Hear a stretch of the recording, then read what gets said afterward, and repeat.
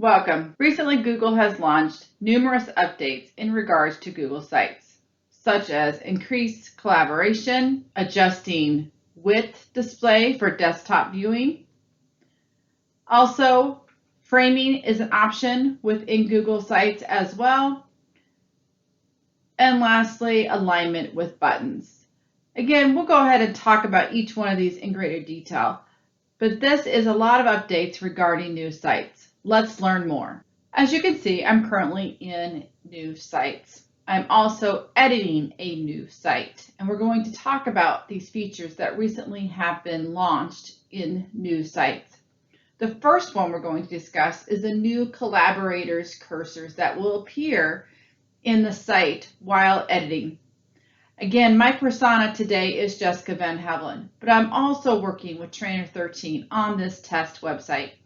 You can see that you have the avatar appearing on the top right-hand corner showing that Trainer 13 is editing this site. Now, before this update, I could not determine where Trainer 13 really was working besides the section maybe that she was in.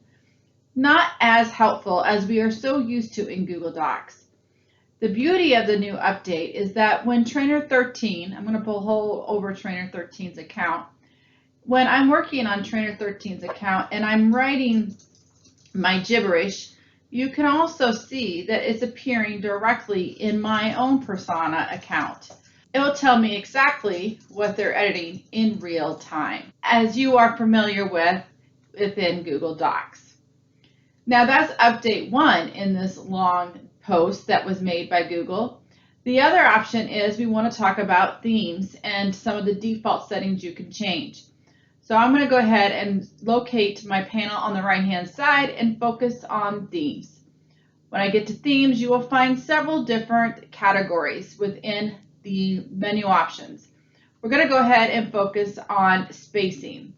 When you open spacing, we've already had a few of these options such as density, but the two changes that have appeared now is site width and show frame. So at the bottom right-hand side, under the spacing menu, you have different options. In this case, we're going to discuss site width first. The default is set as already. So let's go ahead and select wide. Wide is used or designed for sites that fall between normal and full. The other option is you have full. Again, full is used for, and you can see expanded, designs for dense, very heavy content sites. So by default, you'll probably want to keep it at default. However, if you do fall into the buckets of needing more space, which would be a content heavy site, you might want to suggest full. And then if you need something in between, you might want to adjust to wide. Again, your preference, your choice. But I want to show you the other thing that you can see is there is frames. Now, if you kindly remember in Classic Site, we did have a frame available. Now, the frames and the site width is really only going to affect your desktop viewing. All right, so please make note, the site width and the frame is really for desktop viewing. So I'm going to go ahead and enable the show frame. And you can see that it already selected a color by my themes, but I could change it to any of these colors if I choose. I'll go ahead and keep it that taupe color. Now I'm going to go ahead and show you what I mean by it only affects desktop viewing. Now if you recall in new sites up at the top right hand corner, you can always select the preview button. Once you select the preview button, you have the capability of viewing it in different mediums. In this case, you can see that large screen. You'll notice now I have that taupe color on the outside of my site.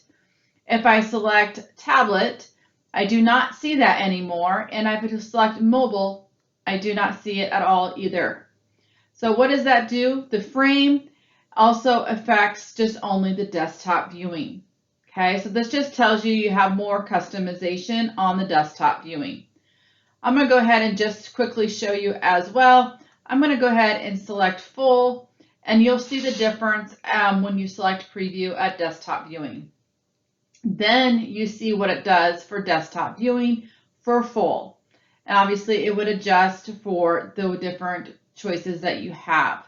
So again, those two new updates only affect your desktop viewing. So I'm going to go ahead and get outside of that. Hopefully that helps you understand. And the last thing I want to talk about is the button example, and I'm really excited about this update. Many of us already know how to insert a button. You can always find that in the insert option under your menu selections, and you will find button as one of those options. You insert a button, you can always name the button, and you can add a page. So once you have done that, you can go ahead and do that, and you can adjust it if you choose to. But a lot of times we have the text here and then we have a button. And before, the button would actually go all the way across. But now you have the option to actually select the button and change the alignment. So if you want the button to be centered, great. If you want it to be justified like that, you could do that, which then shows it all the way across. Not my favorite.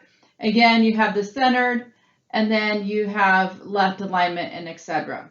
With that, I strongly encourage you to check out all the resources posted below to learn more about all these updates that have been recently launched.